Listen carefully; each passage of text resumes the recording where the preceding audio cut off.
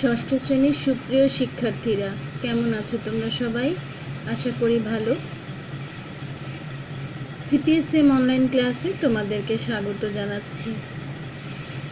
আজকে আমি তোমাদেরকে ক্লাসে পড়ানো একটা গল্প রিভিশন করে পড়াবো।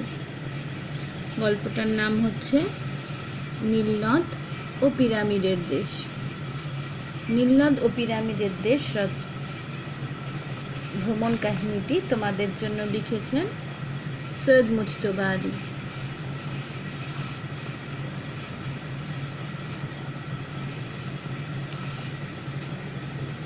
রচনাটি পড়ার আগে আমরা সৈয়দ মুজতবা আলী সম্পর্কে কিছু জানি। সৈয়দ মুজতবা আলী বাংলা সাহিত্যের অন্যতম একজন শ্রেষ্ঠ রম্য রচনা ও অনন্য গদ্য শৈলীর স্রষ্টা। তার জন্ম আসামের করিমগঞ্জে 1904 সালে। এই লেখক রবীন্দ্রনাথের স্নেহ সান্নিধ্যে 5 বছর লেখাপড়া করেছিলেন। শান্তিনিকেতন থেকে তিনি স্নাতক ডিগ্রি লাভ করেন।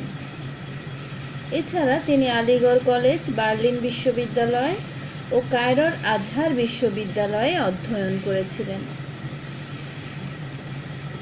মূলত রম্য রচয়িতা হিসেবে বাংলা সাহিত্যে খ্যাত এই লেখকের উল্লেখযোগ্য গ্রন্থগুলো হচ্ছে শবনম, দেশে বিদেশে, পঞ্চতন্ত্র, চাচা কাহিনী এবং জলে ডাঙায়। 1974 সালে এই লেখক মৃত্যুবরণ করেছেন।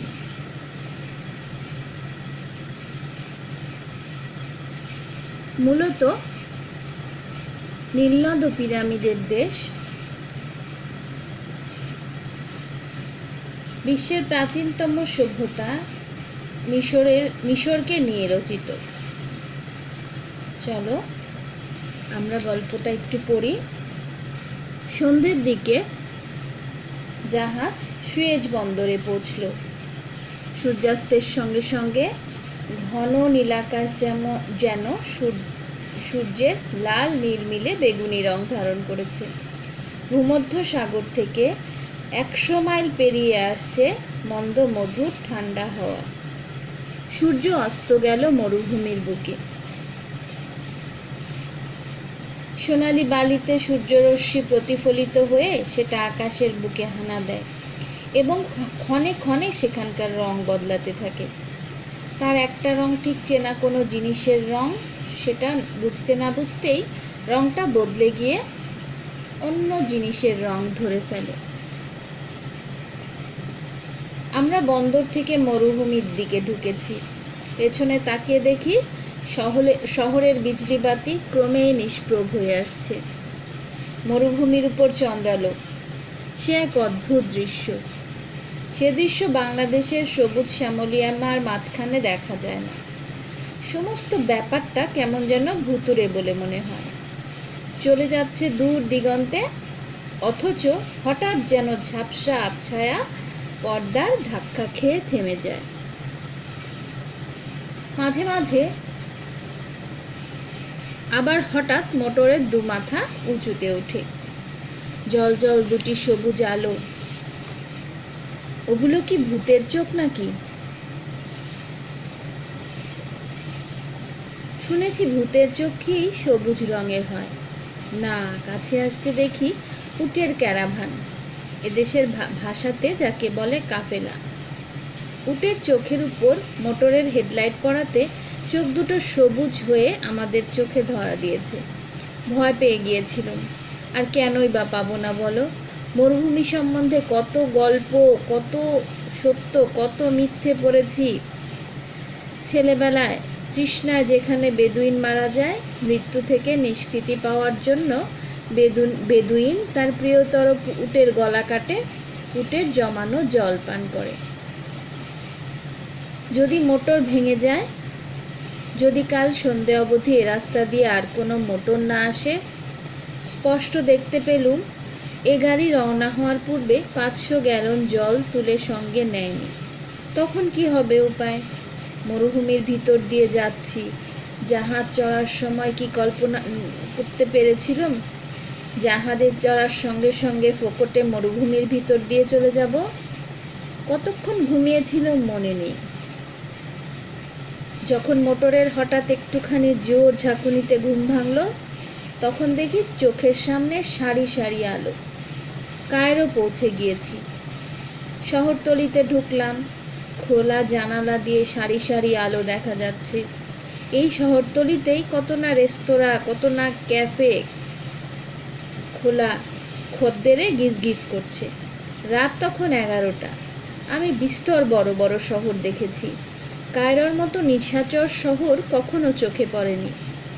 কায়রোর রান্নার খুশবাইয়ের মম করছে রাস্তা। মাঝে মাঝে নাকে এসে এমন ধাক্কা লাগায় যে মনে হয় নেমে পড়ে চারটি খেয়ে নেই। অবশ্য রেস্তোরাঁগুলো আমাদের পাড়ার দোকানের মতো নোংরা। সবাই নিকটতম রেস্তোরাঁয় হুড়মুড় করে ঢুকলাম, কারণ সবাই তখন ক্ষুধায় কাতর। তড়িঘড়ি 3খানি ছোট ছোট টেবিল একজোড় করে চেয়ার সাজিয়ে আমাদের বসবার ব্যবস্থা হলো। রান্নাঘর থেকে স্বয়ং বাবুর্চি ছুটে এসে তোয়ালে কাঁধে বারবার ঝুঁকে ঝুঁকে সেলাম জানালো। মিশরীয় রান্না ভারতীয় রান্নার মামাতো বোন, অবশ্য ভারতীয় মোগলাই রান্নার। বারকোষে হরেক রকম খাবারের নমুনা। তাতে দেখলুম রয়েছে মুরগি মুসল্লাম, শিক কাবাব, শামি কাবাব আর গোটা 5-6 অজানা জিনিস। আমার প্রাণ তখন কাঁদছিল। আর 4টি আতপ চাল, উচ্ছে ভাজা, সোনা মুগের ডাল, পটল ভাজা আর মাছের ঝোলের জন্য। অত শত বলি কেন, শুধু ঝোল ভাতের জন্য। কিন্তু ওসব জিনিস তো আর বাংলাদেশের বাইরে পাওয়া যায় না, কাজেই শোক করে কি লাভ। আহার আদি সমাপ্ত করে ফের আমরা গাড়িতে উঠলুম। ততক্ষণে আমরা কায়রো শহরের ঠিক মাঝখানে ঢুকে গিয়েছি। গন্ডায় গন্ডায় রেস্তোরাঁ, হোটেল, সিনেমা, ডান্স হল, ক্যাবারে, খদ্দেরে খদ্দেরে তামাম শহরটা আবজাব করছে। কত জাত বেজাতের লোক। ওই যে দেখো, কি খানদানি নিগ্রো, ভেড়ার লোমের মতো কোকড়া কালো চুল, লাল লাল পুরু দুখানা ঠোঁট, বোচা নাক, ঝিনুকের মতো দাঁত আর কালো চামড়ার কি অসীম সৌন্দর্য। আমি জানি এরা তেল মাখে না, কিন্তু আহা, ওদের সর্বাঙ্গ দিয়ে যেন তেল ঝরছে। ওই দেখো সুদানবাসী, সবাই প্রায় 6 ফুট লম্বা, আর লম্বা আলখাল্লা পড়েছে বলে মনে হয়। দৈর্ঘ্য 6 ফুটের চেয়েও বেশি। এদের রং ব্রোঞ্জের মতো। এদের ঠোঁট নিগ্রোদের মতো পুরু নয়, টকটকে লালও নয়। কায়রোতে বৃষ্টি হয় দৈবাত, তাও 2-1 ইঞ্চির বেশি নয়। তাই লোকজন সব বসেছে হোটেলের কাফের বারান্দায় কিংবা চাতালে। শুনলাম এলাকার বায়োস্কোপও বেশিরভাগ সময় খোলামেলাতেই হয়। মোটর গাড়ি বড্ড তাড়াতাড়ি চলে বলে ভালো করে সব কিছু দেখতে পেলুম না, কিন্তু এইবার চোখের সামনে ভেসে উঠল অতি রমণীয় এক দৃশ্য। নাইল বা নীল নদ। চাঁদের আলোতে দেখছি নীলের উপর দিয়ে চলেছে মাঝারি ধরনের খোলা মহাজনী নৌকা।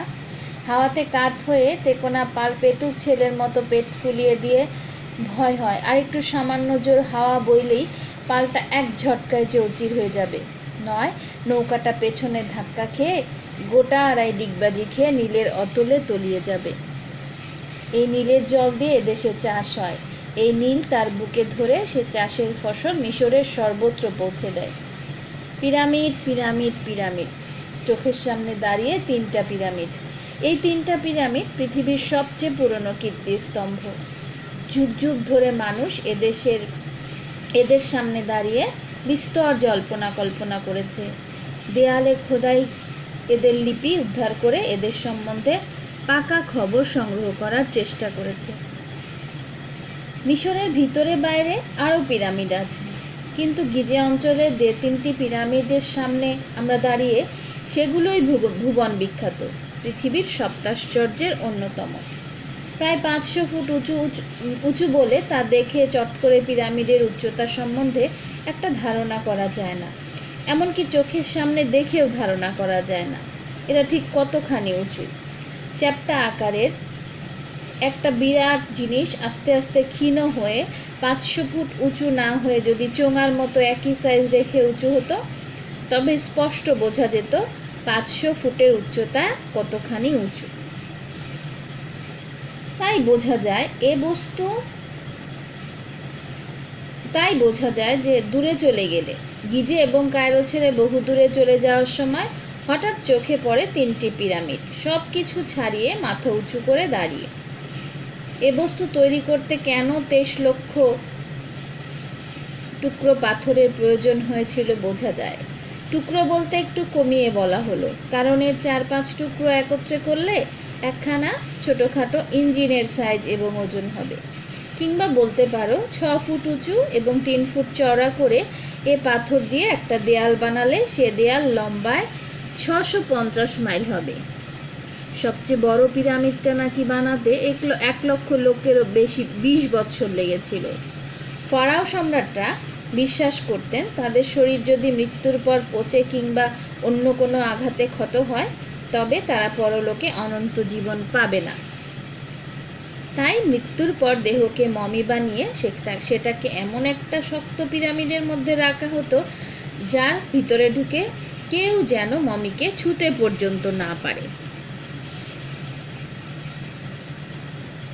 নিদ্রিতের চোখে পড়ে, নিদ্রিতের যেরকম চোখে পড়ে, আমার চোখে ঠিক তেমনি পড়ল পশ্চিম আকাশ থেকে চন্দ্রাস্তের রক্তচ্ছটা আর পূর্বাকাশ থেকে নব অরুণোদয়ের পূর্বাভাস।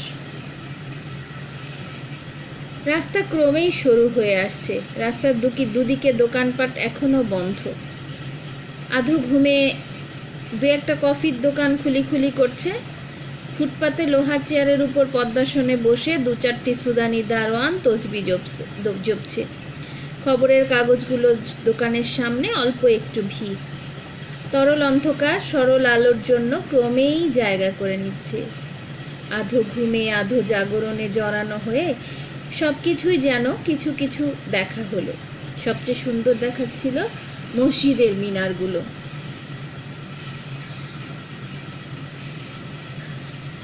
এদের বহু মিনার দাঁড়িয়ে আছে আল্লাহর নামাজের ঘর মসজিদের উপরে। মসজিদে যে নিপুণ মোলায়েম কারুকার্য আছে, সেরকম করবার মতো হাত আজকের দিনে কারো নেই। প্রকৃতির গড়া নীল আর মানুষের গড়া পিরামিড, পরেই মিশরের মসজিদের ভুবন বিখ্যাত সৌন্দর্য অতুলনীয়। পৃথিবীর বহু সমজদার শুধু এই মসজিদগুলো প্রাণ ভরে দেখার জন্যই 7 সমুদ্র 13 নদী পেরিয়ে কায়রোতে আসেন। তাহলে এই যে নীলনদ পিরামিডের দেশ, এই পিরামিডের দেশ গল্পটা পড়ে আমরা কত কিছু শিখলাম। আমরা নীলনদ সম্পর্কে জানলাম, তারপরে পিরামিড সম্পর্কে জানলাম, ফারাও সম্রাটদের মমি সম্পর্কে জানলাম, ঠিক না? এই মিশর হচ্ছে বিশ্বের প্রাচীনতম শহর।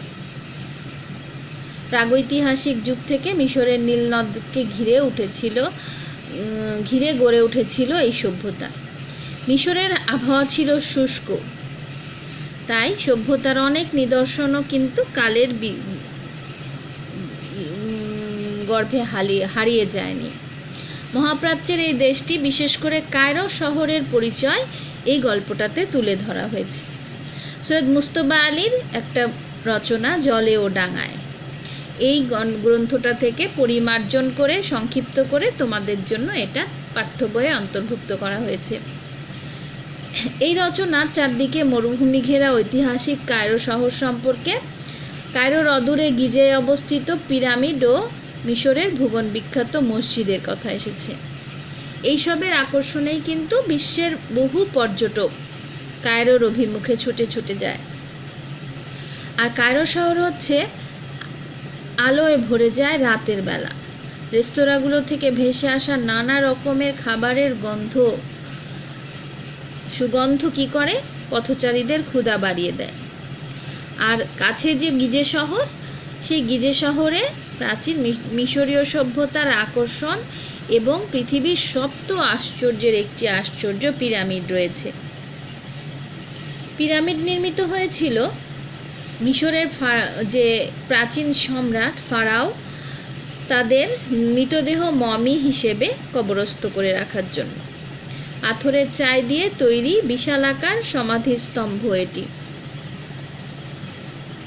নীলনদ আর পিরামিডের পরেই মিশরের অতুলনীয় আকর্ষণ হচ্ছে সেখানকার ভুবন বিখ্যাত অপূর্ব সৌন্দর্যের মসজিদগুলো।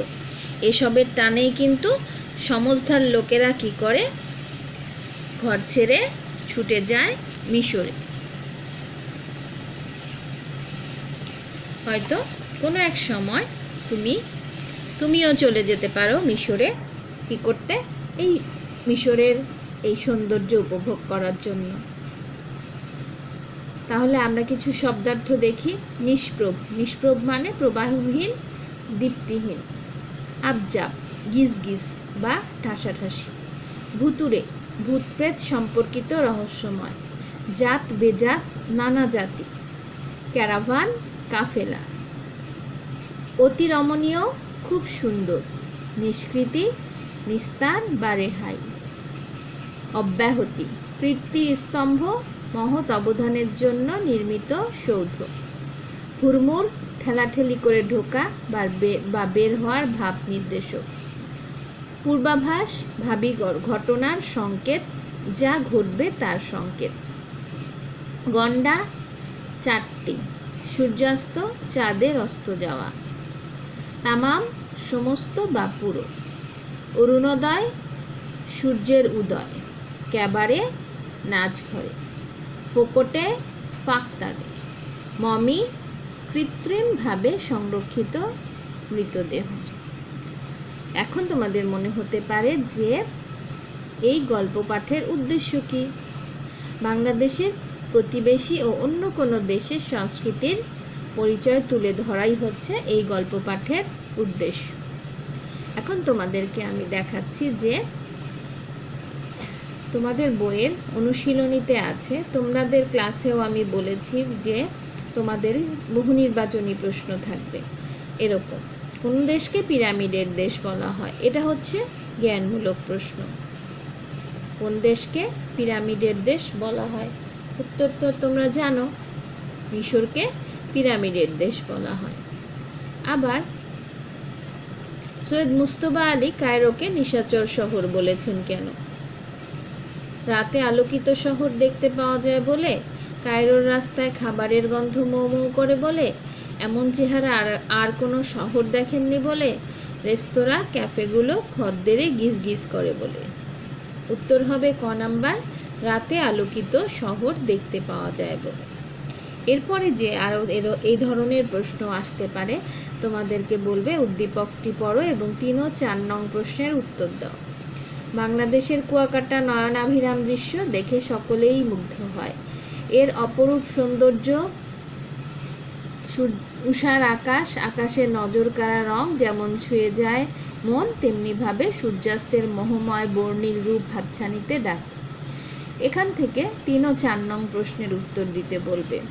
নীলনদ ও পিরামিডের দেশ ভ্রমণ কাহিনীর সাথে কোন দিকটি অধিকতর সাদৃশ্যপূর্ণ? প্রাকৃতিক লীলা, আলোর খেলা, সূর্যোদয় সূর্যাস্ত, সাগর পাড়ের দৃশ্য। এখন তোমাকে ভেবে এটার উত্তর দিতে হবে যে এই যে উদ্দীপকটা, এই উদ্দীপকটার সাথে এখানে কোন উত্তরটা যায়। সূর্যোদয় ও সূর্যাস্তের দৃশ্য আছে, আলোর খেলা আছে, ঠিক না? সবচেয়ে বেশি আছে কি?